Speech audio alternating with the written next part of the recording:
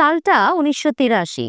বলিউডে তখন ঝড় তুলছে শ্রীদেবী হিম্মতওয়ালা। সুপারহিট এই ছবিতে ছিলেন জিতেন্দ্র আর জয়া প্রদাও। কিন্তু সবার নজর কাড়েন শ্রীদেবী। আর সেই সময়ে ঘটে এক বড় বিতর্ক, যার জন্ম দেন রাম গোপাল বর্মা।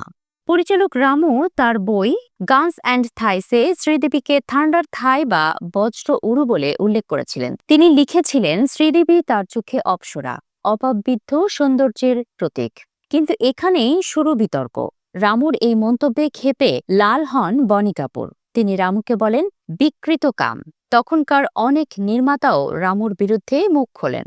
৪২ বছর পর আবার সেই পুরনো প্রসঙ্গ সামনে আনলেন রাম গোপাল বর্মা এবং জানালেন আজও তার মতামত বদলায়নি। রামুর দাবি, শ্রীদেবীর সৌন্দর্যের সঙ্গে তার প্রতিভার মিলেই তিনি লেডি সুপারস্টার হয়েছেন। বিশেষ করে তার থান্ডার থাই, যা হিম্মতওয়ালাতে পরিচালক অসাধারণভাবে ব্যবহার করেছিলেন। রামুর আরও বক্তব্য, যেমন অমিতাভ বচ্চন যদি উচ্চতায় খাটো হতেন বা শাহরুখ খান আরও লম্বা হতেন, তবে হয়তো তারা এত জনপ্রিয় হতেন না। ঠিক তেমনি শ্রীদেবীর শরীরী সৌন্দর্য তার ক্যারিয়ারের সাফল্যের অংশ।